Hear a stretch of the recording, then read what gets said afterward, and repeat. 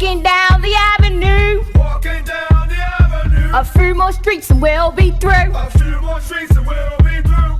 I gotta figure out something to do in these awkward moments before the other person joins.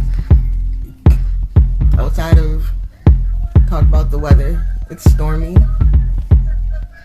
Oh, yay! Okay, see, so he's here. I don't have to give the weather report. Waiting. Ew. What the hell are those on your head? You look like you was playing Fortnite. I don't know. I ain't playing nothing. It's all good. It works. Okay, so everybody, welcome to episode 6 of Walking Down the Avenue. If I had my sound effects up, I'd play a round of applause now, but I don't, and I probably never will because I'm corny. So you're gonna have Shout out to the Earth Man. Oh, okay. That scared me for a second. I don't like dogs. You must have hate child's play. And like Chucky? It was Chucky. No, that didn't. For some reason, that didn't like have a problem with me. I just normal dolls, like kind of stuff. I don't know. I actually had my buddy doll. What? I believe that you probably had a lot of dolls as a kid. Like that just doesn't shock me. No, No. not a lot of dolls. I had my Genesis, hence the name Sega. Yeah, okay. Mm-hmm. That's a cool question I can ask. But you just answered it. I'll put it in the notes and ask it later when I forget about things to ask.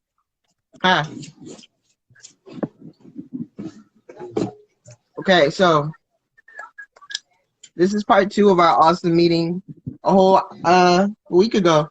Yeah, a week went by fast, but we're here again. And I want to start with what I usually end with because we got cut off.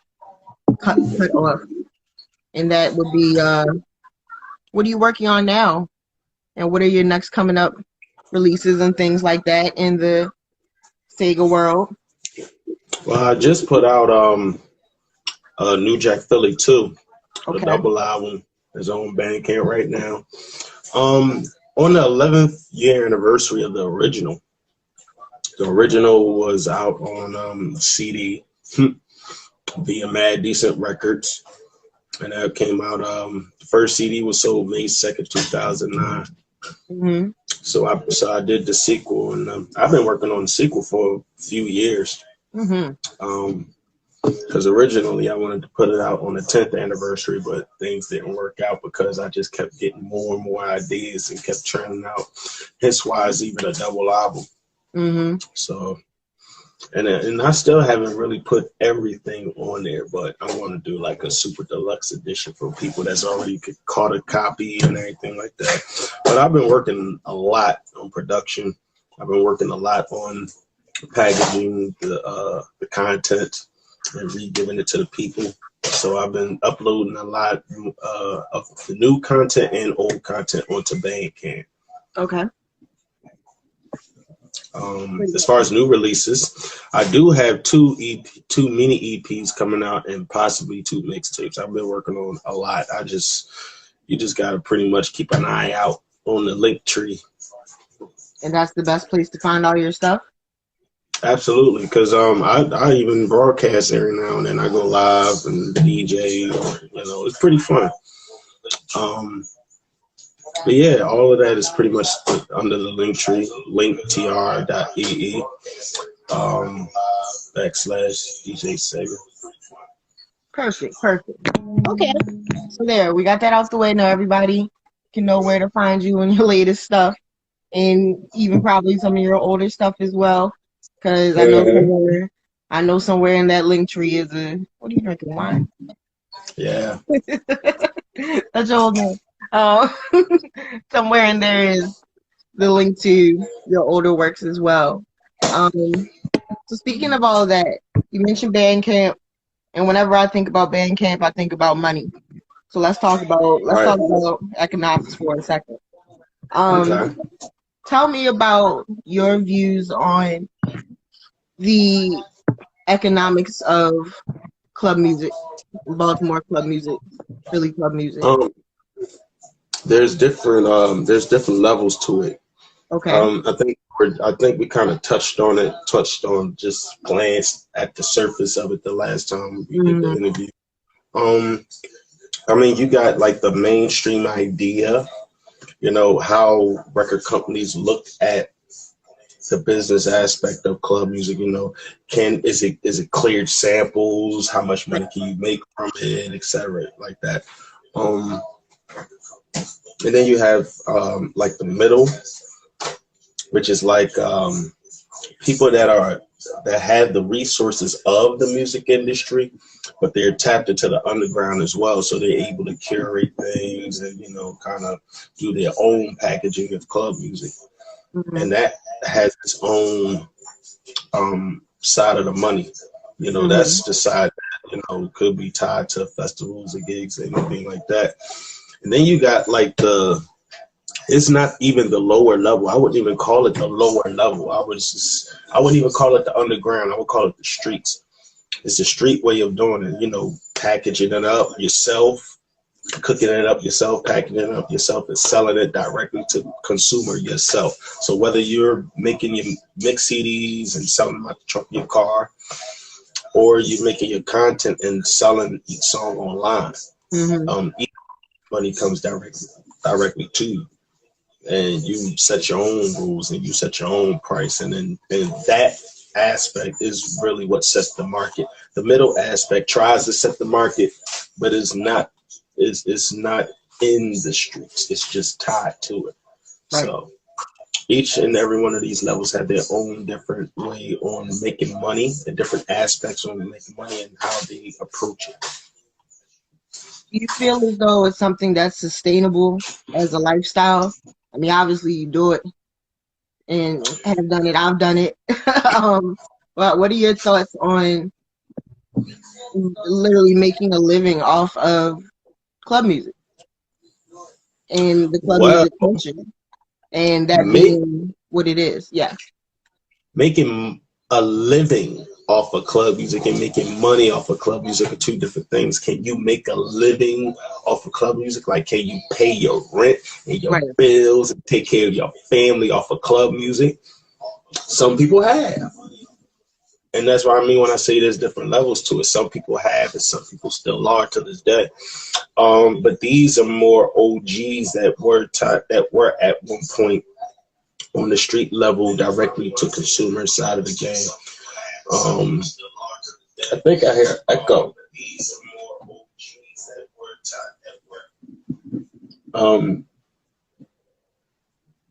The OGs like Strong Caesar, Unruly Records, like they were able to be in the streets, create their label, and have ties to the music industry and do that themselves. So, I mean, when I say they make a living off of club music, from the outside looking in, it looks that way.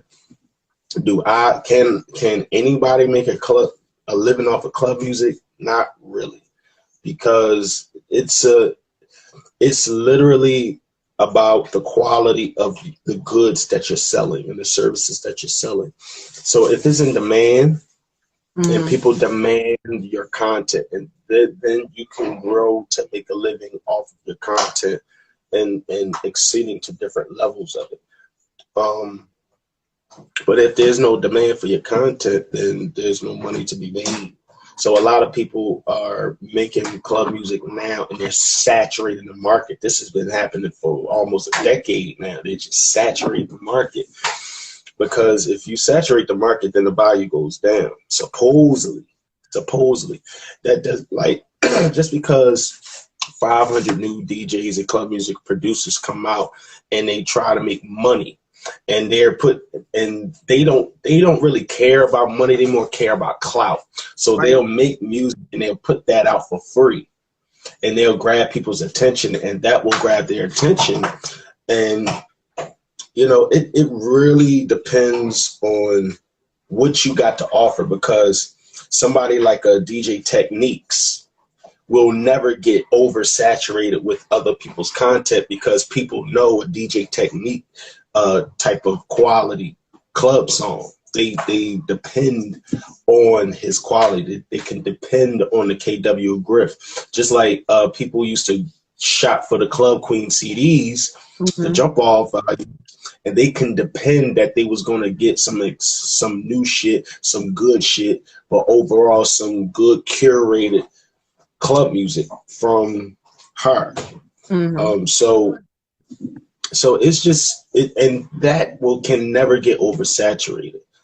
So if you can depend on your brand, you can depend on your own business growth, and it won't matter to around the people that's chasing it for clout.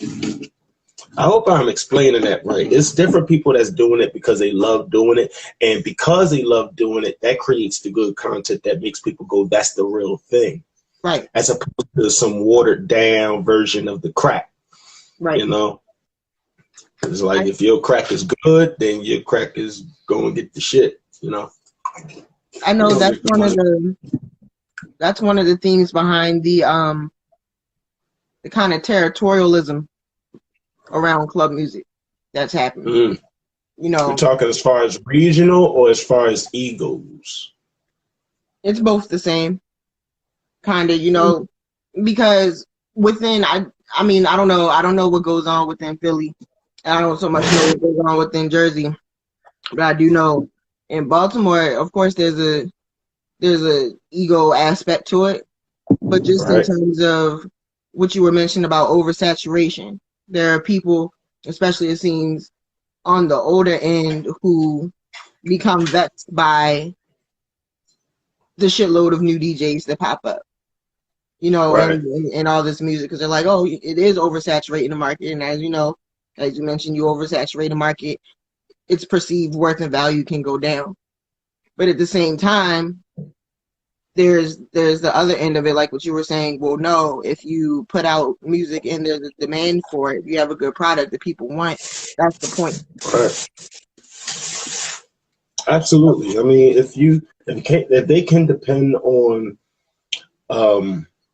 DJ Sega to bring the heat, then that's what they're going to look for. It doesn't matter when I drop, doesn't matter how often I drop. They're going to come to my corner to come get what they fiending for. I wonder how many let's talk about Philly for a second. Okay. Now, as far as I understand, no. It's not as far as I understand it, no. And you know, I only know but so much.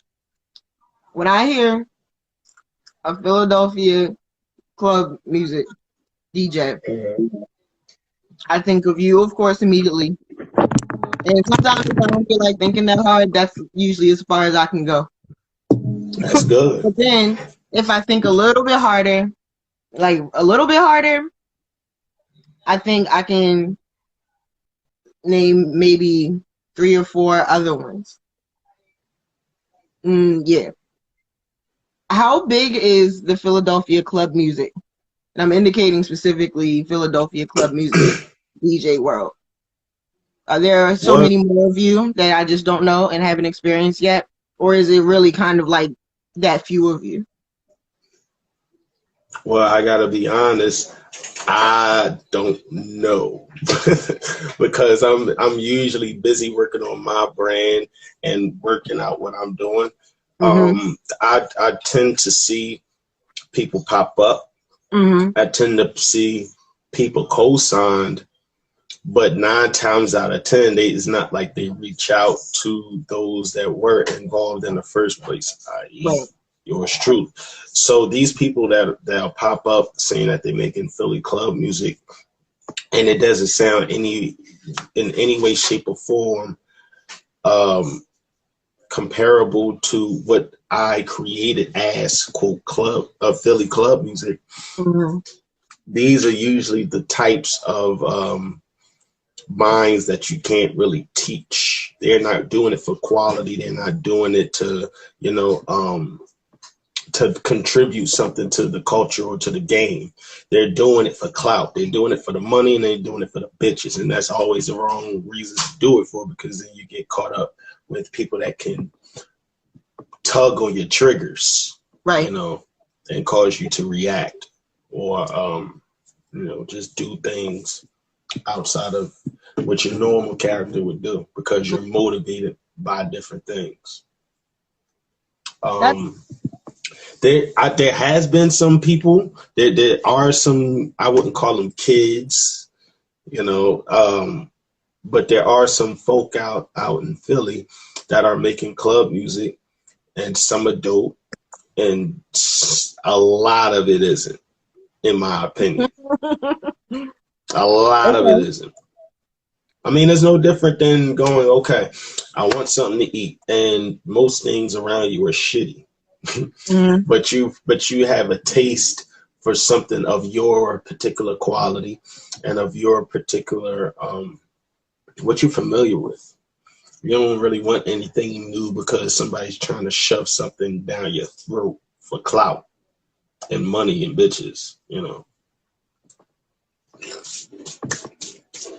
I don't feel like that's limited to just Philly, though. I feel like that happened in Baltimore and Jersey, too. So as far as what happens in Philly, as far as the culture is concerned, we're never too far behind or ahead of Baltimore, of Jersey, because we're all in the same hood. We're all in the same hood. It's just some hoods or some cities or even some section of the country or the world are a little far behind or a little far ahead than others, but it seems like it's more or less the same path.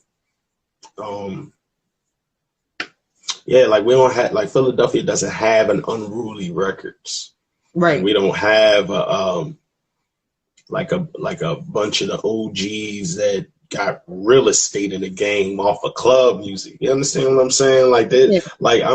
I kind of had to pave my own way business wise and make sure that I knew what to step into and what not to step into. And, you know, it's just a very tricky thing when somebody from your cities have never done it before, if from your area, period. Because, again, I mean, even though Baltimore got an Unruly record, there's not a lot of, quote, EDM-ish or, you know, mixed cultured music festivals anymore in Baltimore. You know, as far like the artscapes being like 10 different artscapes, you know, festivals that created by the people from the city that are in the city, but they're still building a business. You know, that was something that Philly did do, that we did do in Philadelphia. You know, we decided to tie the streets and the industry into one event so that we could just show what we were made of as far as, you know, executing ideas and putting things in the works. It was like I just had a lot of ideas and I was at the right place at the right time and around the right people and systems that could do certain things, you know, on their end. Like they had certain powers or certain systems already in place, and all they really needed were my ideas or my energies or my content or my face or my name, etc. And, you know, we was able to do that in Philadelphia, and, you know, and grow it from, you know, me just doing block parties in random neighborhoods around the city and popping up to doing a block party that became a festival. Right. And, you know, like that's that different type of growth, you know. So I think we have different pros and different cons as far as cities are concerned, but you know, I don't think it's too impossible for all of us to merge our resources and see what we could do. Tell me about what it was like to watch something of your creation grow from, like you just said, a block party to a festival. Well, so fast, it was pretty adventurous, and it wasn't that fast. It only seemed that way. And I'm pretty sure people hear this a lot. What they see usually seems quick, but it's not. It's usually years in the making. Right. So again, I've been doing block parties in Philadelphia for years, I was known in the game not as a block party DJ, but as somebody that could just pop the fuck up at your block party and destroy it, right? Right. Because I was already known in the club music game as far as Philly was concerned. They heard certain songs, they saw certain mixtapes. Hell, there were DJs playing block parties with my mixtapes that I was selling at the skating rink of my music on it. So the name was already ringing bells in block parties, and I always wanted to do something special. And so, you know, doing the dances and playing the music and getting to know people. Eventually, when I ended up at the skate rink, I wanted to do something there. Mm-hmm. They wouldn't allow it. Mm-hmm. And that's everything in a nutshell. They wasn't having it. So the next time that idea popped up, that became the Mad Decent Block Party. It was just a regular block party, but it was something that where we had something for the people and something for the neighborhood. So if they ever saw us or we was ever making a bit of a ruckus, they would be familiar. So it wasn't, because it was a very tiny street. And people lived right across the street. So it was like we wanted to make sure that us as a label developed a good rapport in the neighborhood. So I bring up the block party idea. Once again, it was like free hot dogs, free burgers, hopscotch, jump rope, you know. Mm-hmm. Eventually a dunk tank was added, and et cetera, et cetera. But the energy that made it go from block party to festival was the fact that there was a lot of people that really couldn't wait for me as DJ Sega to have the proper stage to do my thing. Right. Because there was always an energy thing with when I was DJing, but it was always in a DJ booth. It was always on the it was not a stage. So that was different, and people was really looking forward to that. And every time I hit the stage, instead of it being like a normal, regular block party, it turned into a festival because people were no longer jumping rope. People were no longer playing hopscotch. People were still eating their hot dogs, but they had their attention all on what was going on stage. Mm-hmm. As opposed to, the artists playing on stage and it just being background noise to double dutch. Mm-hmm. People look forward to me showing off and getting my energy out, and us resonating with that energy. So after year one and year two, and it just kept going up and up and up because people knew to actually expect that. It was just exciting the first time, but then the second time it was like, we did this shit last year, we about to do it a little bit bigger this year. And this is the people talking, not the label. The people is talking. So by the third year, there were some things going on behind the scenes that were making word around what was going on as far as the block party, because the label moved and people are looking and people are making up their minds as to what's going on. So there was an energy that was so thick. It was like turning on your oven, leaving it open, and all somebody had to do was just spark, and the whole thing would go boom. That's how thick the energy was. So that was by year 3. That was when people kind of looked at that as, oh, this shit done went from a block party to a festival. Mm-hmm. And that was also the first year that the label wanted to do it in multiple cities. 4, I think it was. But yeah, it just kept growing from there. The year after, the third year, we did it at the Piazza. The year after that, 2 years after that, we did it at Penn's Landing. And from that point on, I was kind of separated from it. Mm-hmm. But that's when when I'm talking about, there's different things that exist on the Philly business side of the things than it did with the Baltimore. We may not have an Unruly, but we had our block parties / festivals, Right. So, yeah, he was able to pull that off. Do you think We asked that already. All right, let's switch gears a little bit and go back to what you kind of mentioned about you in the very beginning. Tell us about your name and how much does that actually influence you and your club music directly, or is it more so just the mask of your persona? No, the name Sega influences me as a person greatly. Like, I feel like I kind of created this bit of philosophy on how I should live and how I should present my brand, etc. I was about 12 years old, and I was in a program where we built computers. We built the computer. I took it home. We had dial-up. But and everybody still had, like, they was getting PlayStation 2s and shit. I still had my Sega Genesis. So when it was time for me to choose a screen name, it went from like Smart Guy 215 to like DJ Sega 2844. And it was like, I chose a DJ name simply because I was downloading music and making mixtapes and selling friends of mine, et cetera, et cetera. So they like, you gotta figure out a DJ name if you're gonna do some shit like this. So I'm like, well, all right, well, I've always had a Sega Genesis while everybody else was gravitating towards PlayStations and Xboxes and shit. So I'm like, I'll just choose the name Sega. And I've always identified with that, Sega does, Nintendo don't, and all that. But I always thought, even at 13, like, I think I was either 12 or 13 when I came up with the DJ Sega just as a mixtape DJ. Not really club music specifically, even though I was a hardcore fan.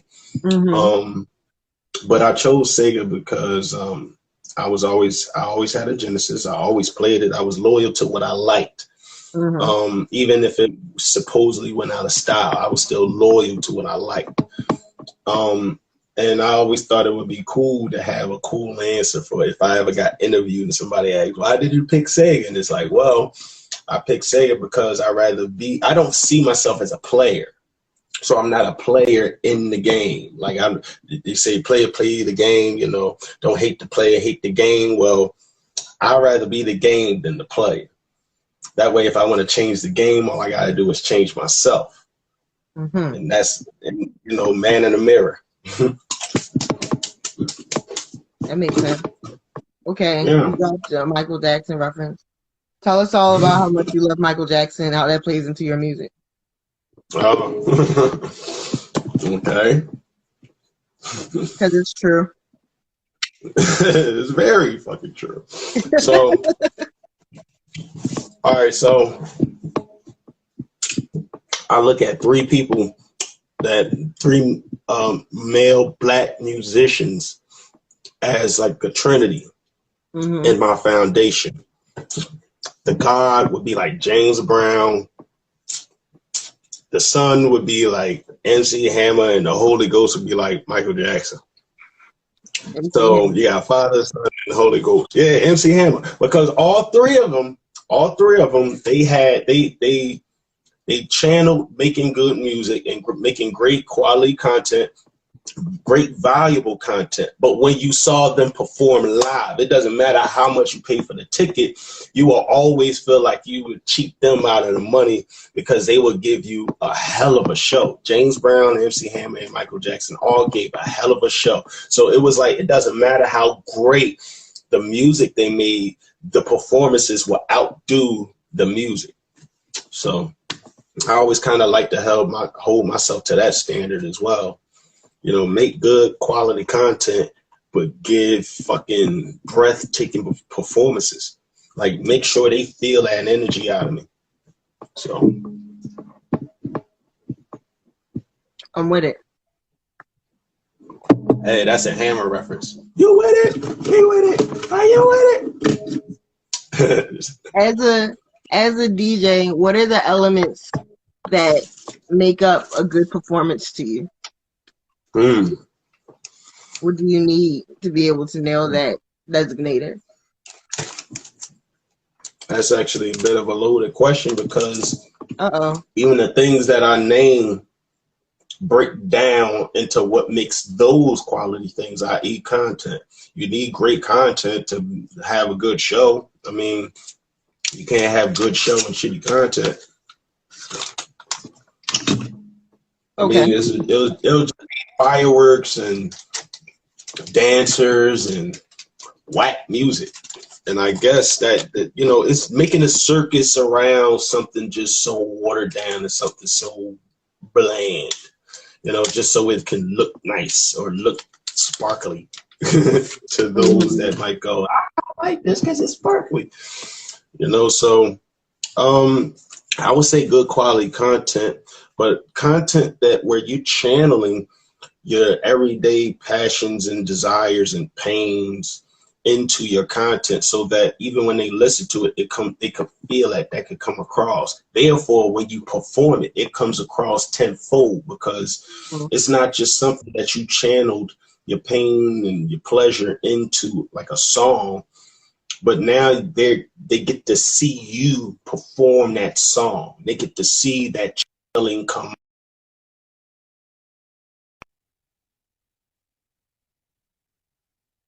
Great.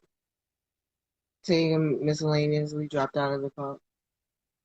I'm going to assume he'll be back, and I'm going to assume his battery died.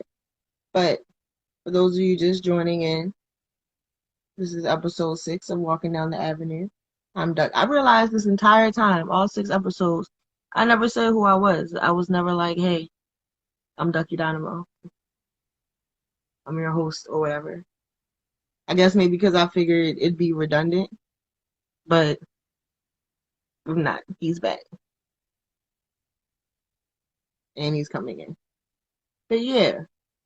I don't know what happened. Somebody was hating. I got kicked. My phone ain't died. My shit is charged. Yeah, I'm like, what are you doing? I just told you to charge your phone. I know your phone is charged.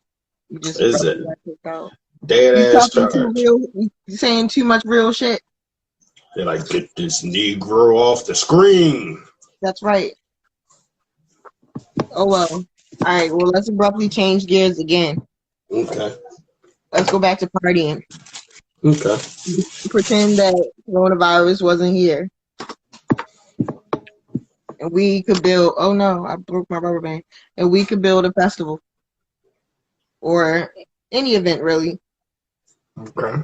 To commemorate good old Baltimore Club music. Because that's one of my dreams, I think I'm pretty sure I told you. I think that's all of our dreams. All of our dreams is to get to make these, to give the great OG club kings their rightful place on stage as artists and not just DJs. That's right. As artists. Like Rod Lee's a fucking artist. Not just the cool tent or whatever, right. In the all-white festival, like, or the little, like, after party. Nah, like the whole thing. The whole shebang. What your headline is to be. You can like pick to 5 see Riley on stage perform "Dance My Pain Away." I heard we gotta get Cullen on the phone because once Cullen told me the story of why Riley doesn't and never has performed that, and it more or less kind of just boils down to he always said, no, that's just not what I'm going to do. Like he just was straight up like, that's not what I do. I do this in the booth. And I was like, okay. At that point, what do you tell him, man? Like, but no, I respect that. So that's one. We could convince who else? Who are the other 4? I don't know. I think we cut the right check. He'll do that shit. Cut the right check. Yep. I have cut a check money. I love to cut a check. Why shouldn't everybody get paid? I didn't say no one should get paid. What I said was I can't cut a check because I am poor, and that's why we're gonna get to the next part. We need sponsors. Who do you think would sponsor club music? How about everybody that's ever borrowed and taken from it that hasn't been in the streets, as far as the people that has died for this shit, like the people who. Wouldn't that be nice? People who we're nowhere near getting shot around club culture, but they're making millions of dollars. I can't wait until I do my interview with one particular person so they can tell the story about how other particular people won't come into Baltimore because there's still people angry at them for doing dumb shit like this, and they'll get ran up on. It's my favorite story. I was about to say, does this? I know a couple of them. I ain't gonna say no names. We'll talk off of this, but yeah, they both the same color, so it don't even matter. Who I'm thinking about? They was afraid. They was afraid. And I'm like, that's so wild to me because they continue to. They ain't afraid of, yeah. Like it's like you're not afraid. You're not afraid to.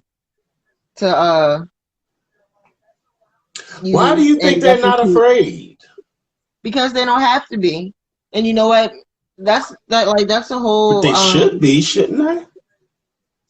Like if I tried to take something, if I tried to appropriate like another religion or any aspect of any culture, I'm pretty sure there would be committees and fucking like, you know, whole circles of groups of these people that would pop up talking about is this the real thing? Are you making fun of us? Are you mocking us? Blah blah blah blah blah. I'm not saying that people should be in fear of the people. I'm saying, and not even the culture, because they're more in fear of the people than the culture. They have no problem with taking from the culture. They're more, their issue is more empowering the people that the culture comes from. They rather empower themselves. So, in turn, I think the reason why they're not afraid is because, well, they won. If you go to any of these types of people's direct demographics, they aren't people that know about us.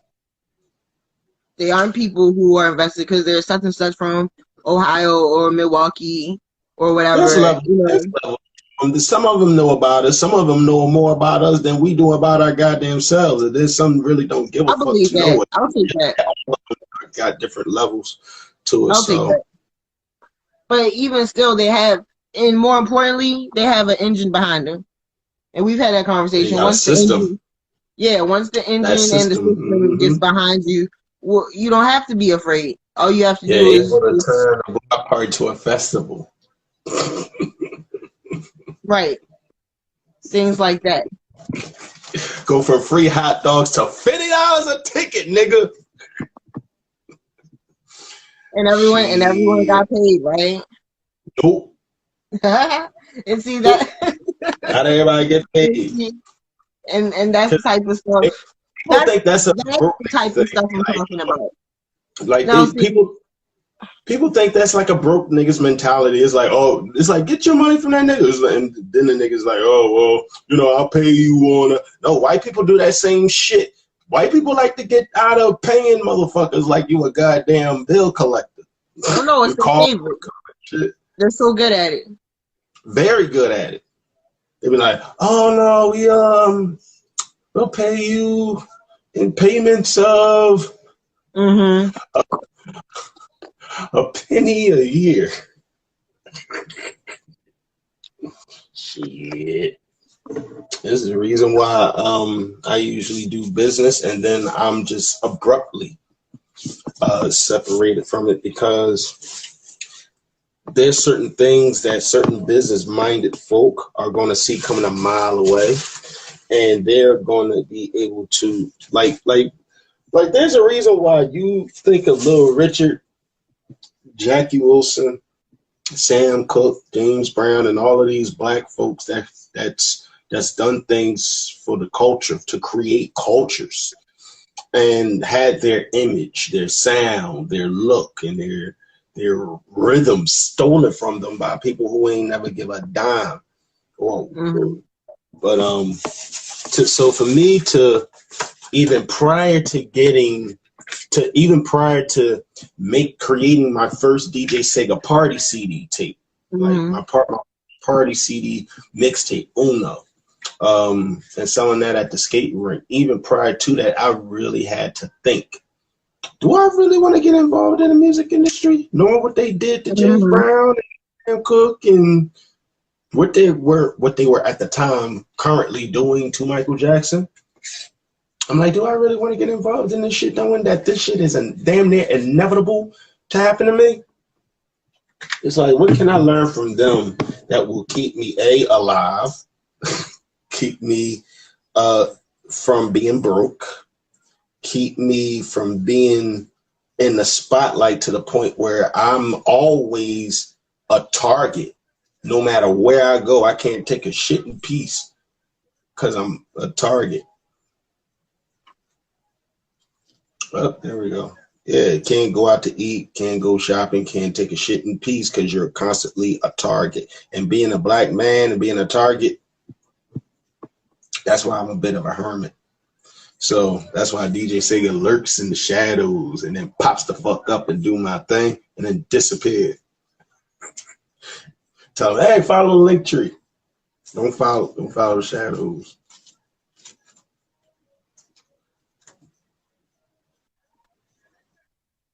So it seems like when we talk about freaking club music, it always sounds like a kind of sad tale, and we're always complaining a little bit. How do we change that?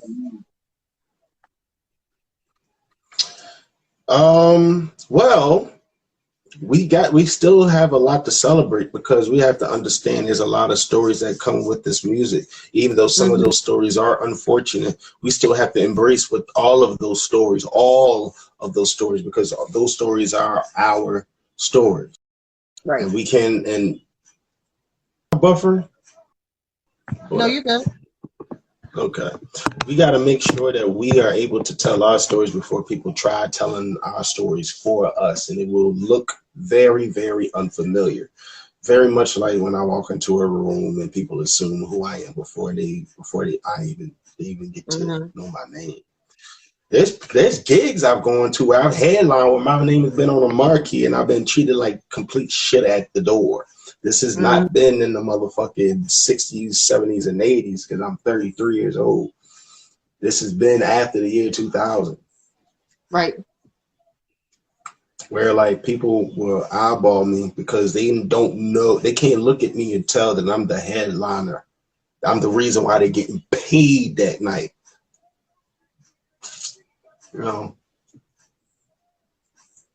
But after they see the performances, after they hear that music, and even more so, sometimes after if they're lucky enough to talk to me in person, or human to human outside of the brand, and actually want to get to know the person behind the music. You know, they always get more.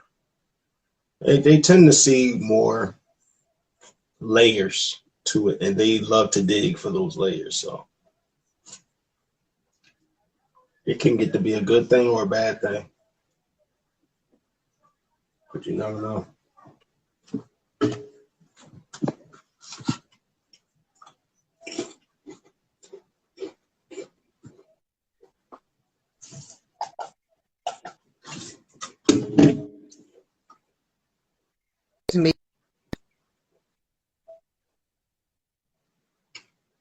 Producer,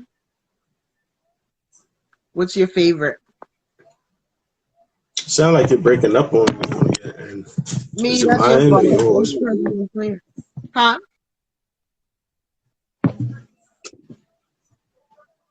There we go. It looks clear now.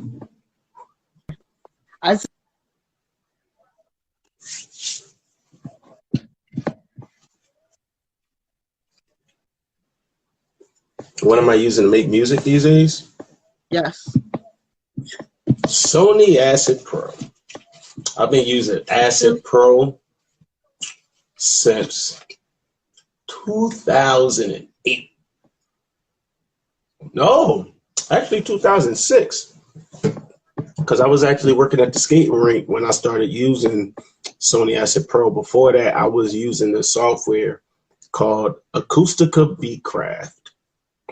I ended, long story short, I got a survey in my email about creating a music production program. I named some suggestions. They used some suggestions, and they in turn sent me the program for free. And that's how I started making my first club music. Incredible. So, Not bad. You know that you're like one of the only people that use Acid. I'm also one of the only people that I know got a Urkel dial. Shit, I don't be giving a damn. Sure, like that's the cool thing. Like that's a really, I think that's unique because I literally don't know anyone else. And every time I mention that to somebody that's what you use, they're like, "Damn." Everybody expects to say like, "It's true." Like they're like shocked by it. Damn, I can't mute my mic when I'm coughing. Ooh. That's what you get for smoking that devil's grass. Ooh. I need some devil's pie later. Shit. What?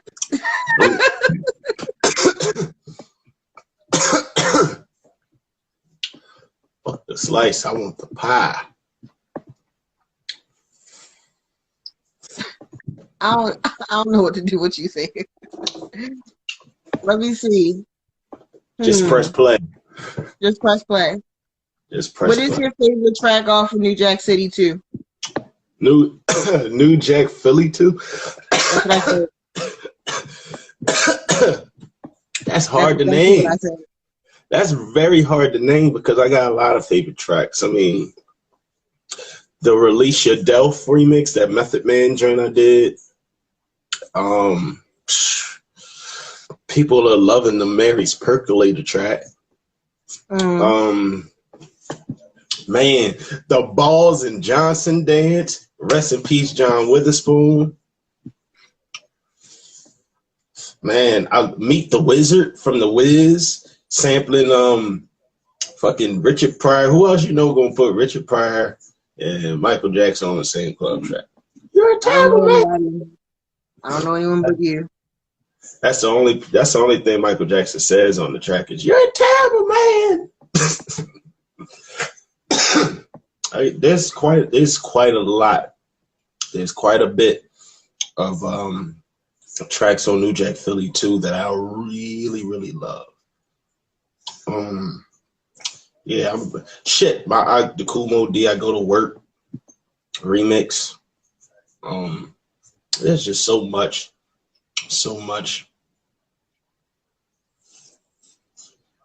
Go grab that on Bandcamp, available right now. Oh, also, I'm going to the Bandcamp page right now. Another shameless plug. Everybody that got either a copy of New Jack Philly, the 10th anniversary, or New Jack Philly 2 off of the Bandcamp page are getting not one but two EPs called The Revival. That's gonna be like some club music, gospel shit. And for Old Souls Only. Old Souls Only. Yeah, Old Souls Only. The Superbad remix is gonna be on there. A lot of remixes for old souls, old funk remixes and old R&B remixes and stuff like that. Stuff for the old heads and the old souls. And they're getting both of those. Oh wait. They're getting both of those free. Whoever get those albums, get both of those EPs for free. That's not that bad of a deal. Support a black artist. That's right. Never that bad of a deal. Okay, I remember a question because I'm looking at the thing now. Okay. The full title is New Jack Philly 2. Club is still a drug. Yep. You make that reference a whole bunch of times. Is that one of those things that is stuck like in a mantra for you that you go by? Yeah, it's part of how I run my business. I keep the mindset of a drug dealer so that each time I cook up a song, it's like I'm cooking up a new strain of bud or a new batch of crack, some exclusive shit that I need them to come to me scratching for. They need to come to me scratching, wanting this shit. So that's what I'm thinking when I'm cooking this shit up.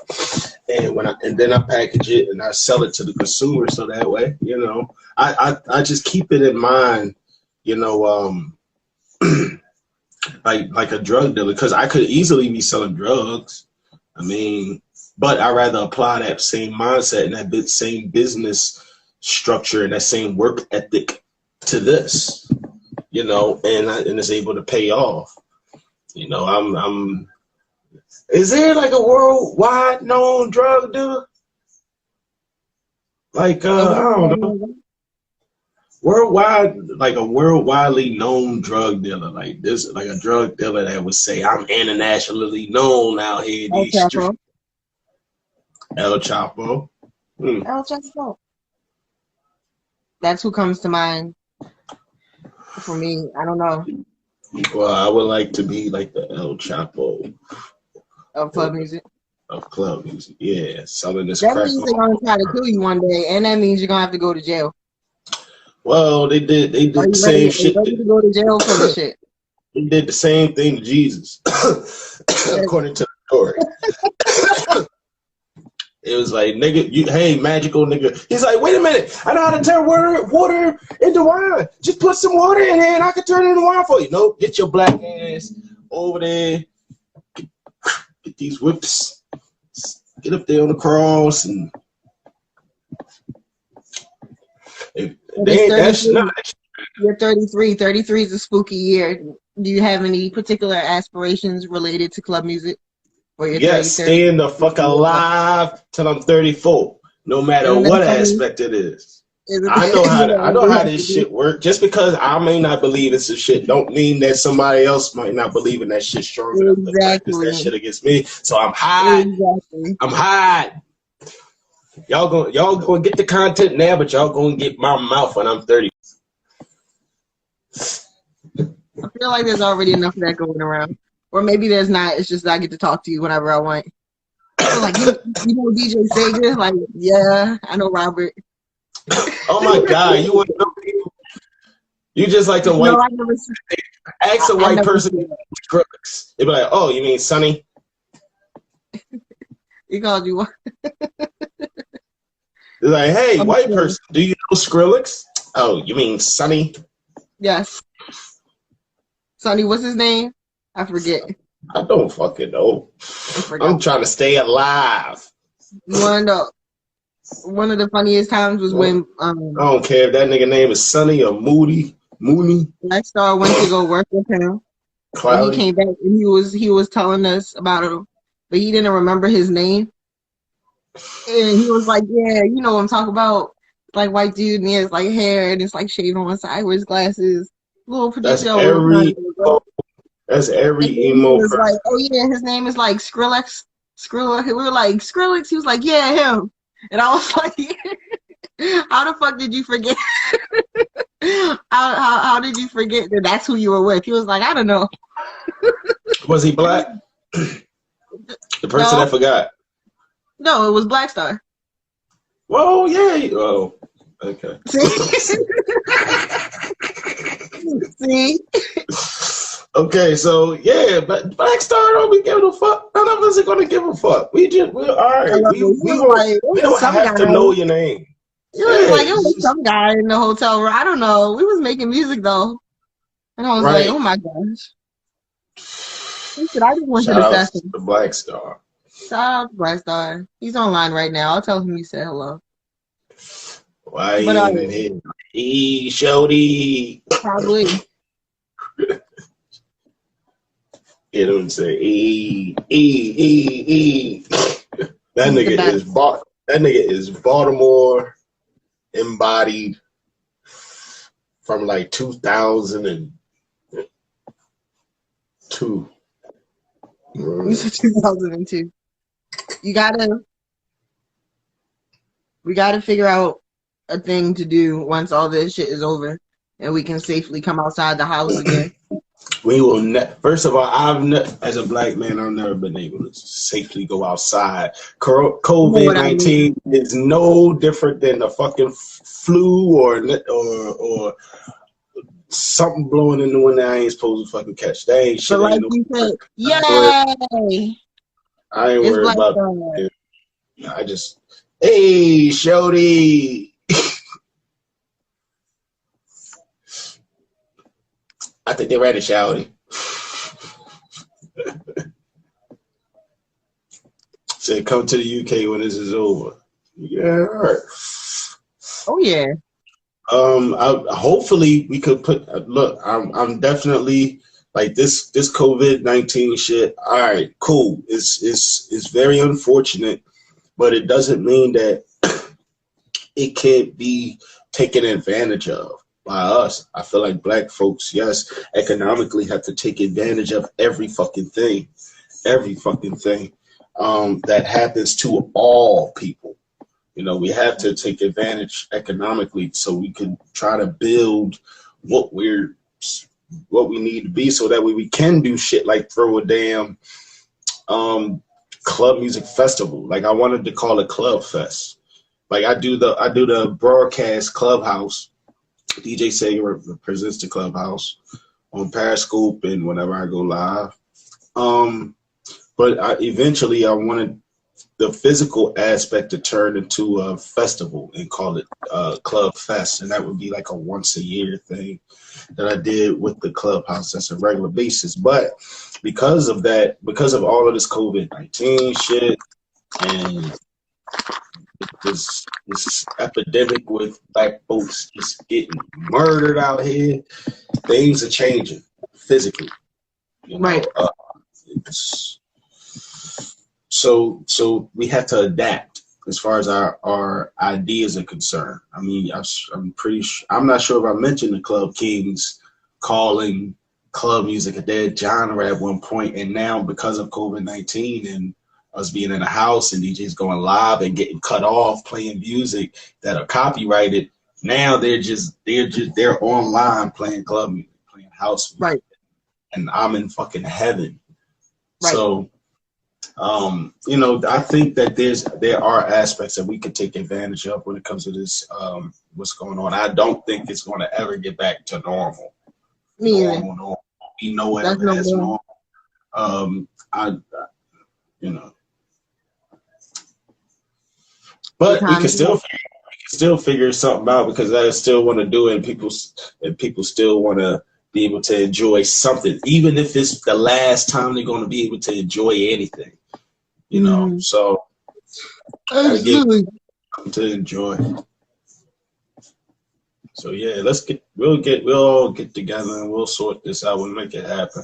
Make like a little festival tour. Make sure that the people involved have the rightful roles as far as who's handling what, and who's qualified to, and who really gives a fuck about the actual execution and the culture of it, and what kind of impact it can leave or start, you know.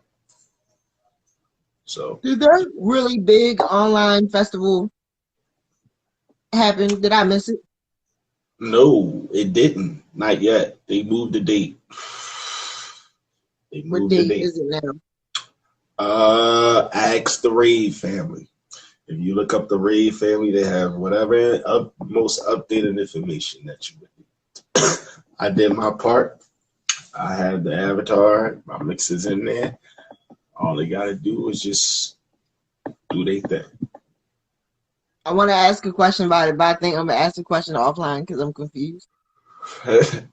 Okay. All right. Yeah. And with that note, before Instagram rudely cuts us off, because I think we have we have 30 seconds left. Perfect timing. Okay. Thank you, Sega, for the official part 2, second hour of your interview. It's always so enlightening talking to you when we can get you in one spot. We know where to find you and all your upcoming stuff, your latest stuff. It's on your link tree. I'm sure that's in your bio. Right. And with that, I'll see y'all later. you knuckleheads, Hey, you knuckleheads. walking down the avenue. Walking down the avenue. A few more streets and we'll be through. A few more streets and we'll be through.